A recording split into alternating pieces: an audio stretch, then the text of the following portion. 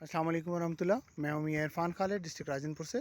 इस वक्त जी हम अपने फील्ड पर गाजी पिकनिक फार्म पर मौजूद हैं, जहां हम पिकनिक पर काश्तकारी कर रहे हैं, पायदार कुदरती निज़ाम काश्तकारी के ऊपर।